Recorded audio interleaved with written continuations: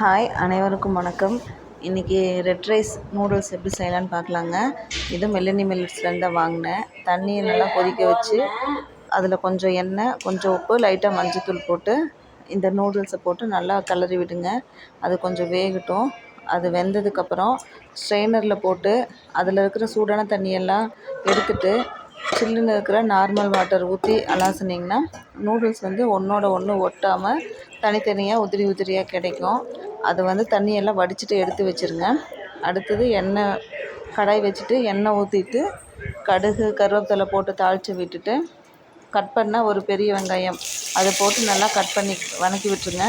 இன்றைக்கி நான் carrot, capsicum, cabbage, green beans இதெல்லாம் எடுத்திருக்கேன். உங்களுக்கு வேறு ஏதாவது வெஜிடபிள்ஸ் வேணும்னாலும் நீங்கள் ஆட் பண்ணிக்கலாம். வெங்காயம் வதங்கினதுக்கப்புறம் ஒவ்வொரு வெஜிடபிளாக போட்டு நல்லா அதை வதக்கி விட்டுருங்க. அது கொஞ்சம் வதங்கட்டும். தேவையான அளவு உப்பு, லைட்டாக மஞ்சள்தூள் போட்டு நல்லா வதக்கி விடுங்க. அது வெந்ததுக்கப்புறம் அந்த நூடுல்ஸ்லேயே மசாலா கொடுத்துருப்பாங்க. அதுவே தேவையான அளவு கரெக்டாக இருக்கும். காரம் வேணும்னா கொஞ்சமாக காரம் சேர்த்திக்கங்க. அது போட்டு நல்லா பெரட்டி விட்டுட்டு வேக வச்ச நூடுல்ஸ் போட்டுட்டு கிளறி விட்டுக்குங்க.